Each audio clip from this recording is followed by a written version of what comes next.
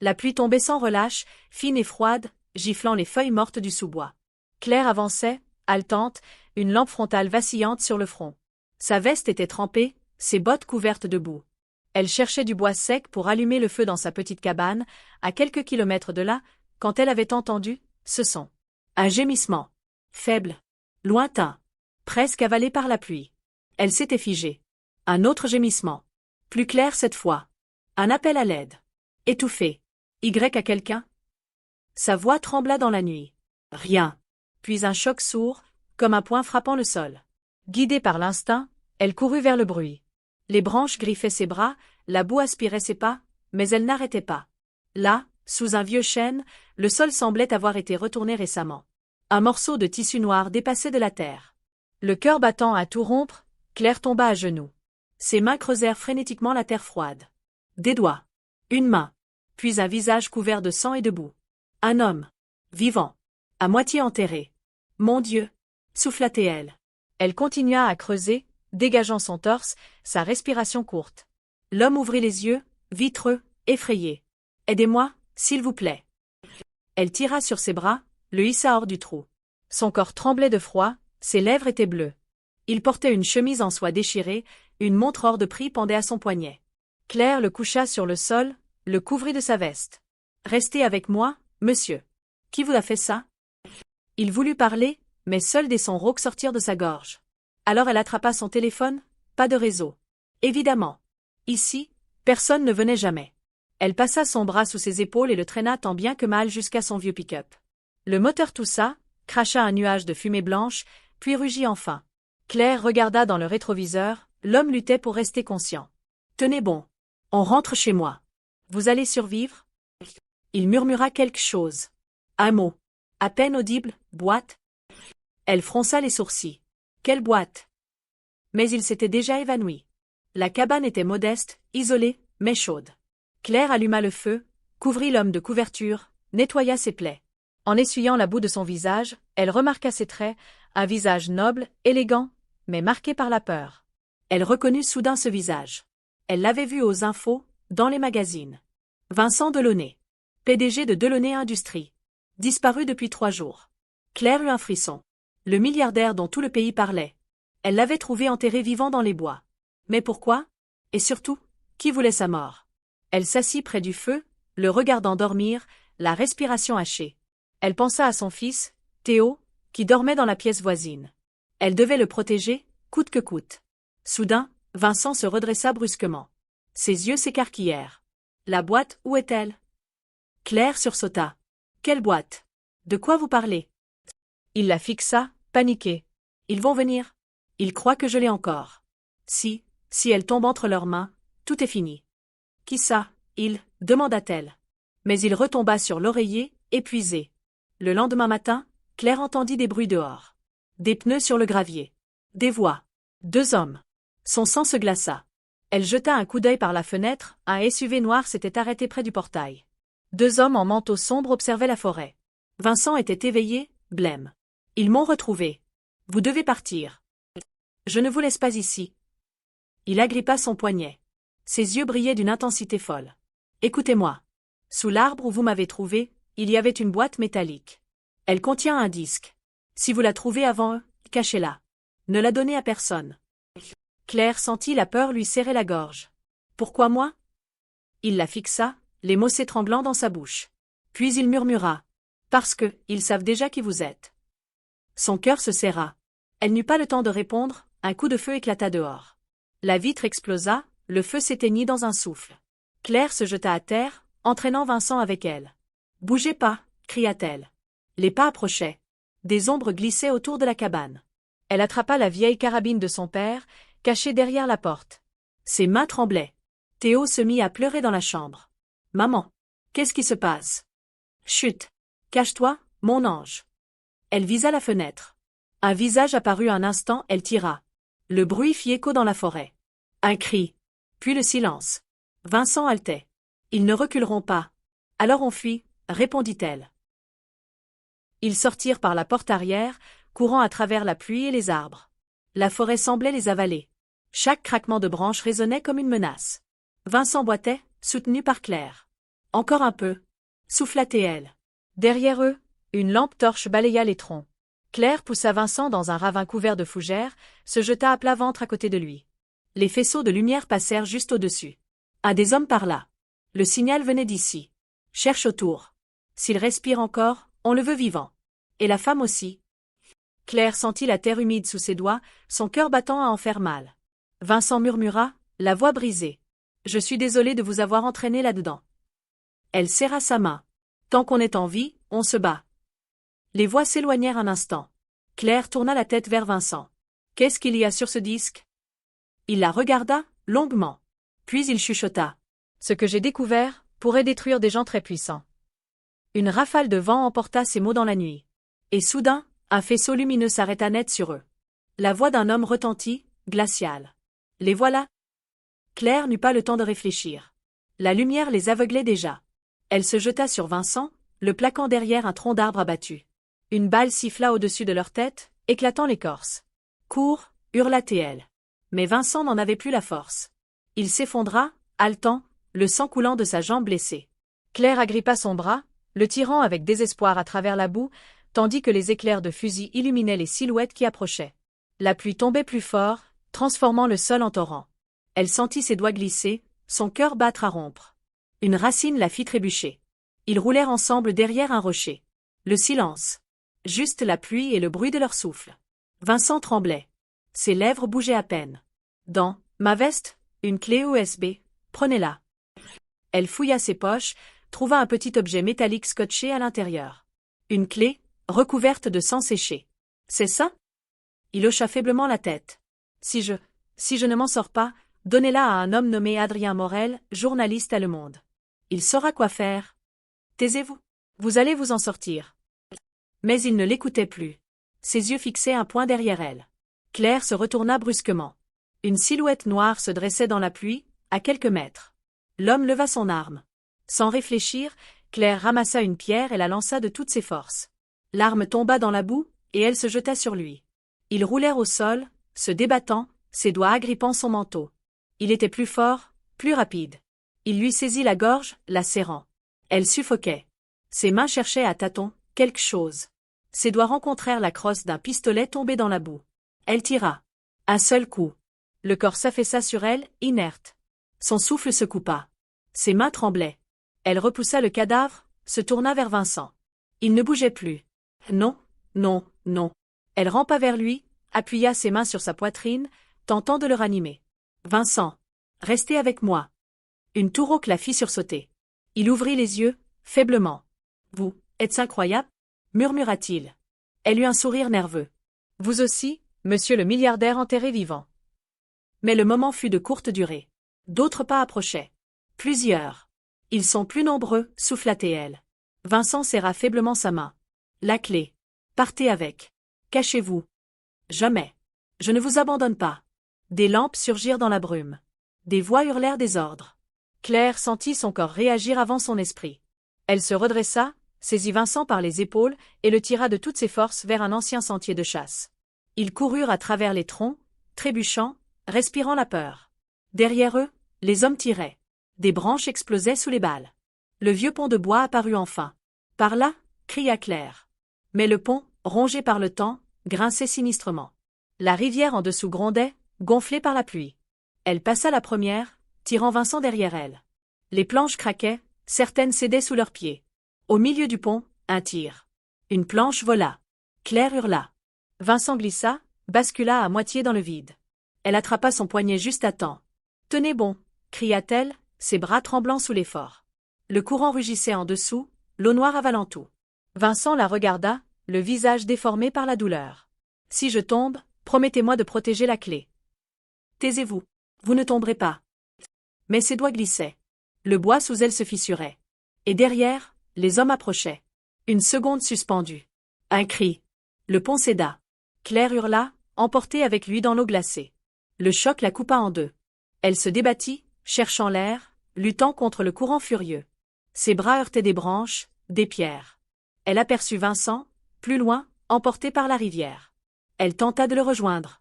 Impossible. Le torrent la happa. La clé USB toujours serrée dans sa main. Des heures plus tard, Le jour commençait à se lever. Claire ouvrit les yeux sur un rivage boueux. Elle toussa, crachant de l'eau. Tout son corps la brûlait. La forêt, silencieuse, semblait la regarder. Vincent disparut. Elle se redressa, tremblante. La clé dans sa main brillait faiblement sous le soleil pâle. Un hélicoptère passa au-dessus d'elle, balayant la zone de ses projecteurs. Elle se recroquevilla, cachant la clé sous sa chemise. Puis, derrière elle, une voix rauque. « Vous n'auriez pas dû le sauver. » Elle se figea. Lentement, elle se retourna. Un homme en costume, sec malgré la pluie, se tenait à quelques mètres. Il tenait une arme, mais son sourire était froid, presque calme. Tout ce que vous avez vu, tout ce qu'il vous a dit, doit rester enterré, comme lui. Claire serra la clé dans son poing. Son cœur battait à exploser. Elle recula d'un pas. « Vous devrez me tuer pour ça, murmura-t-elle. » Le canon s'éleva. Un coup de feu déchira le matin. Et la forêt retomba dans le silence. La douleur fut brutale, mais pas mortelle. Claire sentit la balle frôler son épaule avant de s'écraser dans l'arbre derrière elle. Elle tomba au sol, le souffle coupé, le sang chaud coulant sur sa peau. L'homme s'approcha lentement, posant chaque pas avec une précision glaciale. « Vous auriez pu vivre, madame, » dit-il calmement, en rechargeant son arme. « Mais il a fallu que vous jouiez à l'héroïne. » Claire chercha désespérément autour d'elle, une pierre, une branche, n'importe quoi. Rien. Le sol détrempé avalait tout. L'homme leva son arme à nouveau. Puis, soudain, un bruit sec, derrière lui. Une branche qui craque. Il se retourna juste à temps pour voir une silhouette sortir des arbres. Vincent. Vivant. Couvert de sang, trempé, vacillant, mais debout. Il tenait un fusil qu'il avait sans doute trouvé dans la rivière, le regard brûlant d'une rage glaciale. « Lâchez votre arme, » dit-il d'une voix rauque. L'homme esquissa un sourire. « Vous devriez être mort, monsieur Delaunay. » Essayez encore. Un instant suspendu. Le temps se figea. Les deux hommes se fixèrent, la tension crépitant dans l'air. Puis le premier tira. Mais Vincent aussi. 2 détonations. Un seul corps tomba. L'homme s'effondra dans la boue, son arme glissant hors de sa main.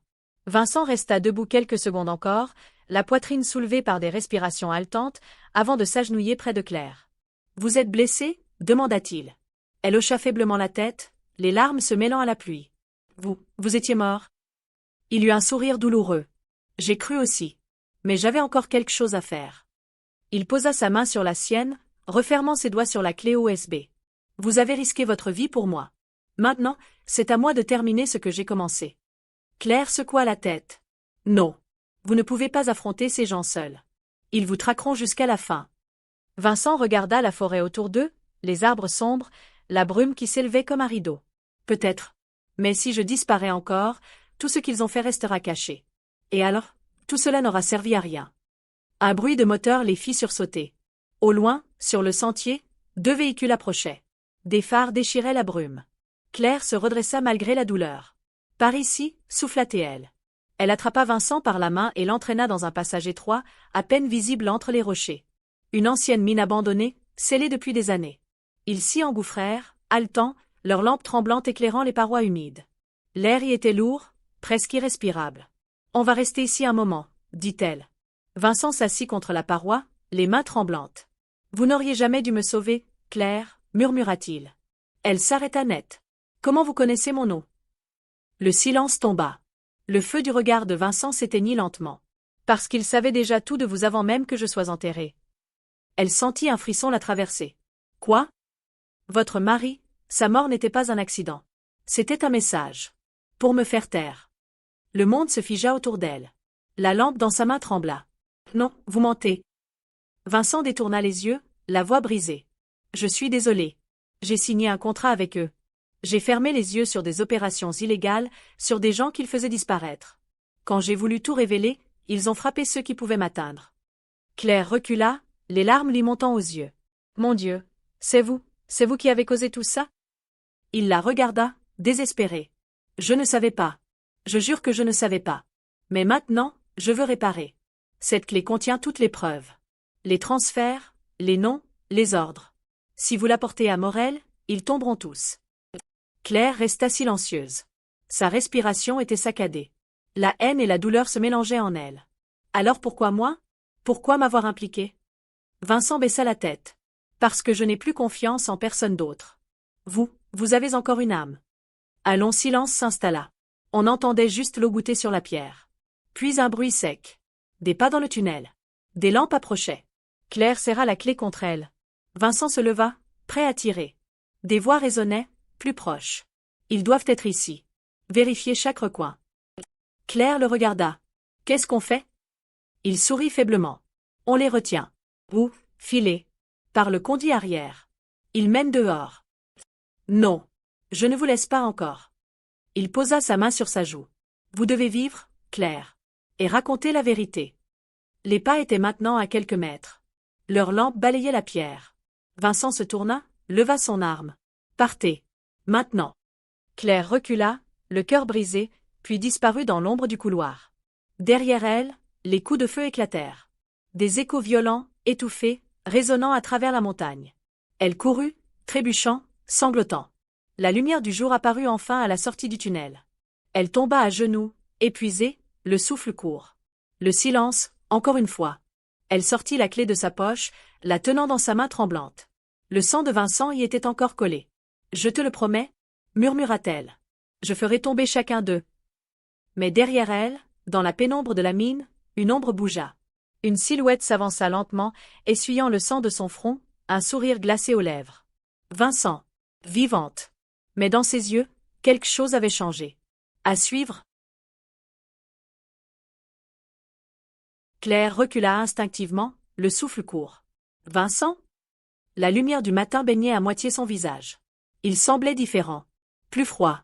Son regard, autrefois plein de remords, était désormais aussi tranchant qu'un éclat de verre.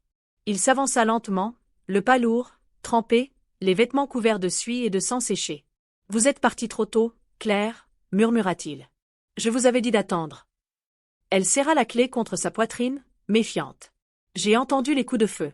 Je croyais que j'étais mort ?» Il eut un sourire sans chaleur. « Je devrais l'être. Eux, non. Ils m'ont proposé un marché. » Son cœur s'arrêta une seconde. « Quel marché ?» Il la fixa, droit dans les yeux. « Votre silence, contre votre vie. » Le vent siffla dans les arbres. Le monde sembla basculer. « Vous plaisantez ?» dit-elle d'une voix tremblante. Il secoua lentement la tête. « Je vous ai tout dit, Claire. Trop dit. Ils veulent la clé. Et ils m'ont convaincu qu'il valait mieux que je la récupère moi-même. » Elle sentit une lame de glace lui traverser le ventre. « Non. Vous mentez. Vous n'êtes pas comme eux. » Vincent fit un pas. Puis un autre. Son ombre s'étendait sur le sol trempé. « Quand on vous enterre vivant, Claire, on meurt une première fois. Ce qu'ils ont sorti de cette terre, ce n'était plus le même homme. » Elle recula jusqu'à heurter une pierre. La clé glissa presque de ses doigts. « Vous m'aviez promis. »« Je vous promets toujours, » répondit-il calmement. « Je vous promets que si vous me la donnez, personne ne vous touchera. Ni vous, ni votre fils. » Le nom de Théo tomba comme un coup de couteau. « Comment, vous savez pour lui ?» Vincent ne répondit pas. Mais son silence disait tout. Elle serra la clé encore plus fort, le regard brûlant de rage et de peur. « S'ils savaient pour mon fils, c'est que vous leur avez dit. » Il resta immobile, impassible. La vérité se lisait dans ses yeux. Une larme brûlante coula sur la joue de Claire. « Alors tout ce que vous avez dit, tout ce que vous avez fait, c'était du mensonge. » Vincent soupira, le visage à moitié dans l'ombre. « Non. Ce que j'ai ressenti, c'était vrai. Ce que je dois faire maintenant, aussi. » Il sortit lentement une arme de sous sa veste. Un petit pistolet noir. Silencieux. Précis. Le monde sembla s'arrêter. Claire recula encore, mais son dos toucha la paroi rocheuse. Il n'y avait plus d'issue. Son regard se posa sur lui, puis sur la rivière derrière. Une seule option. Si vous tirez, vous perdrez la clé, dit-elle d'une voix froide.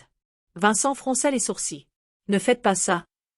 Elle eut un sourire fragile, un mélange de peur et de défi. Vous avez survécu une fois sous terre. Voyons si vous survivez sans votre secret. Et avant qu'il ne puisse bouger, elle jeta la clé dans la rivière. Un éclat argenté traversa l'air, puis disparut dans les flots furieux. Vincent hurla. Non. Il se précipita, mais Claire le poussa violemment. Les deux tombèrent dans la boue, se débattant dans un mélange de rage et de désespoir. La pluie battait leur visage, les branches s'écrasaient sous leur corps. Vous ne comprenez pas, cria-t-il. Cette clé pouvait sauver des vies. Ou en détruire d'autres, répondit-elle, les yeux en feu. Ils roulèrent encore, glissant vers le bord de la rivière. Une pierre, un coup de feu, un cri. Puis le silence. Vincent s'écroula, touché à l'épaule. Son arme tomba dans l'eau. Claire, haletante, se redressa, le regard perdu. Pourquoi souffla-t-elle. Vincent leva lentement les yeux vers elle. Sa voix n'était plus qu'un murmure. Parce que je croyais qu'il restait encore une chance de réparer. Elle resta là, tremblante, sous la pluie, fixant cet homme qui avait été victime, puis sauveur, puis traître. Des sirènes lointaines montaient de la vallée. La police. Vincent ferma les yeux, la tête penchée vers le ciel. Allez, partez. Dites-leur que je n'ai pas survécu. Claire hésita. Puis, sans un mot, elle tourna les talons et disparut dans les bois. Le jour se levait. La pluie cessait. La rivière, impassible, emportait au loin les secrets des vivants et des morts. Plus tard, à des kilomètres de là, dans un petit café de montagne, Claire alluma son téléphone. Une notification. Un message anonyme. Regardez sous votre siège. Elle pâlit. Lentement, elle glissa la main sous la chaise. Ses doigts touchèrent un petit objet froid et métallique. Une clé USB. Identique à celle qu'elle avait jetée. Et sur la surface argentée, une inscription gravée. Ce n'est pas terminé. Le cœur de Claire s'arrêta une seconde. Elle leva les yeux, balayant la salle. Un homme, au fond du café, lisait un journal. Le visage caché, mais une montre familière brillait à son poignet. Vincent. Claire resta figée, incapable de respirer. Le monde autour d'elle semblait se dissoudre, le murmure des conversations, le tintement des tasses, le sifflement du vent contre la vitre. Tout s'effaçait, ne laissant que cette silhouette, calme, à quelques mètres d'elle. Vincent. Vivant. Encore. Il replia lentement son journal, leva les yeux vers elle. Le même regard, sombre, insondable, mais plus doux cette fois. Un mélange étrange de fatigue et d'espoir. Claire serra la clé USB dans sa main. Elle se leva, les jambes tremblantes, avançant vers lui comme si chaque pas pouvait la faire basculer dans un rêve ou un cauchemar. Comment souffla-t-elle. Vincent esquissa un sourire, presque triste. La rivière m'a recraché. Comme si elle refusait de me laisser mourir une seconde fois. Elle le fixa, le cœur battant à tout rompre. Pourquoi m'avoir fait croire que vous étiez mort? Pourquoi tout ce théâtre? Il soupira, passant une main sur son visage épuisé. Parce qu'il ne lâche jamais, Claire. Je devais disparaître pour les tromper. Et pour vous protéger. Elle secoua la tête, incrédule. Vous m'avez laissé vivre avec un fantôme. Avec la peur que tout recommence. Je sais, dit-il doucement. Mais regardez autour de vous, personne ne nous suit, personne ne surveille plus. Il croit que tout est fini. Et maintenant, nous avons une chance de faire ce qu'il craignait le plus. Il posa une main sur la table entre eux, glissant lentement une enveloppe. À l'intérieur, un billet d'avion, un passeport au nom de Élise Morin, et une carte mémoire. Ce que vous avez trouvé dans la forêt n'était qu'une partie. Voici le reste. Les preuves de tout. Leurs comptes, leurs ordres, leurs victimes. Vous pouvez tout révéler. Avec Morel. Claire hésita. Et vous? Vous allez encore disparaître? Vincent sourit doucement. Je suis déjà un homme disparu. Mais vous pouvez être la voix qu'ils ne pourront plus enterrer. Elle le regarda longtemps. La colère, la peur et la compassion se mêlaient en elle. Puis, lentement, elle tendit la main et serra la sienne. D'accord. Mais vous venez avec moi. Cette fois, je ne vous laisse pas seule. Il la fixa, surpris. Dans ses yeux, quelque chose changea. Une lumière nouvelle, fragile, mais réelle. Quelques semaines plus tard, le nom de Launay Industries faisait la une de tous les journaux. Des arrestations, des scandales, des comptes bancaires gelés. La vérité éclatait enfin. Une photo circulait en ligne, une femme au regard déterminé, sortant du bureau d'un grand média, accompagnée d'un petit garçon. Légende. La mère courage qui a fait tomber un empire. Mais nul ne savait où elle se trouvait maintenant. Ni si l'homme qu'elle avait sauvé vivait encore. Un soir, quelque part en Europe du Sud, sur une plage déserte, le soleil disparaissait lentement derrière la mer. Une femme marchait pieds nus sur le sable, son fils courant devant elle. Elle souriait. Un peu plus loin, un homme, assis sur un rocher, observait la mer. Une cicatrice barrait son épaule. Dans sa main, une montre brisée, la même que celle du milliardaire disparu. Quand Claire le rejoignit, leurs regards se croisèrent. Aucun mot ne fut nécessaire. Le passé les avait brisés. Mais l'espoir, lui, refusait de mourir. Vincent leva les yeux vers l'horizon. Vous savez ce qu'il m'a dit, avant de m'enterrer, murmura-t-il. Claire tourna la tête vers lui. Qui? L'homme qui voulait ma mort. Il a dit, même sous terre, certains secrets respirent encore. Elle sourit doucement, serrant la main de Théo. Alors qu'il respire. Nous, on vit. Et tandis que le ciel s'embrasait d'or et de rouge, Les vagues effaçaient lentement leurs pas. Deux âmes marquées à jamais. Mais enfin libres.